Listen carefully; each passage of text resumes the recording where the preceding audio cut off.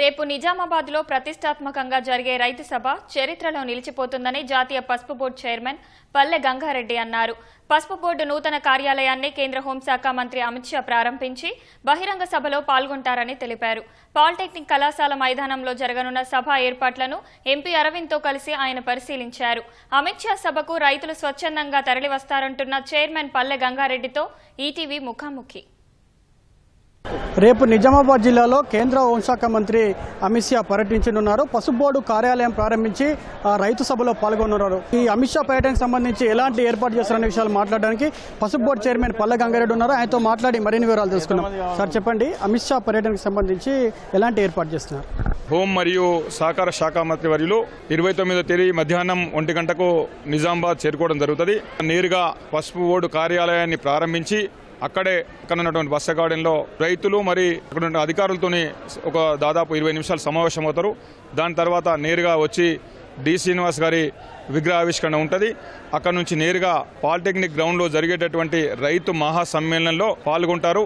భారత హోంమంత్రి అమిత్ షా గారిని మీరు నిజామాబాద్లో కేంద్రీయ కార్యాలయాన్ని ప్రారంభించడానికి రావాలని చెప్పి కోరిన వెంటనే వారు అంగీకరించడం, వారు వస్తున్న సందర్భంగా రైతులందరం కూడా మేము వస్తాం, మాకు పసుపు బోర్డు ఇచ్చిన కృతజ్ఞతలు తెలియజేస్తామని చెప్పడం జరిగింది.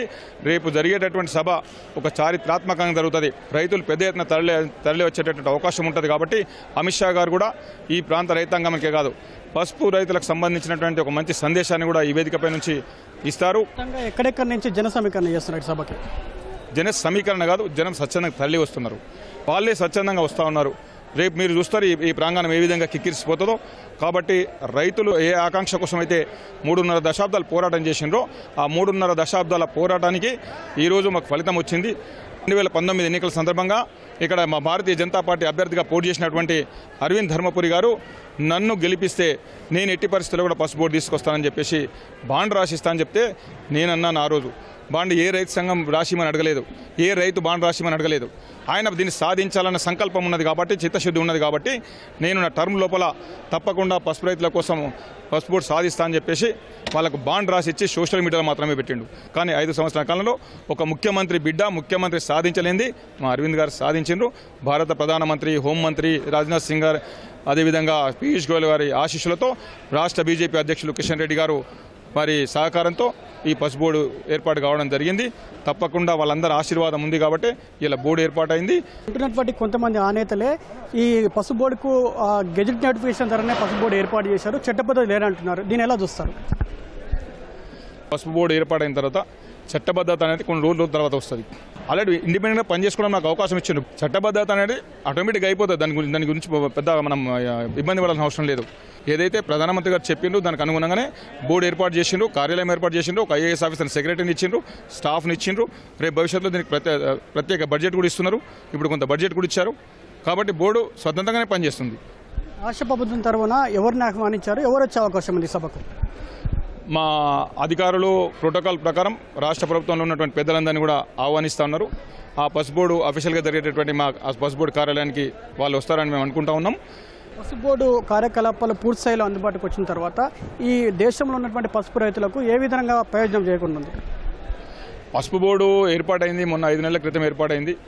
మనము ఏదైతే ఒక కొత్త బోర్డు ఏర్పాటైతే ఏ రకమైనటువంటి ఇబ్బందులు ఉంటాయో, అడ్డంకులు ఉంటాయో మీకు అందరికీ తెలుసు. మనం ఇప్పుడు పసుపు స్పైసెస్ నుంచి పసుపు బోర్డు ఏర్పాటు అయింది. మనకి ఎంప్లాయీస్ రావాలి, ఎంప్లాయీస్ రిక్రూట్ చేసుకోవాలి, ఆ కార్యాలయాలు ఏర్పాటు చేసుకోవాలి, కొంత సమయం పడుతుంది.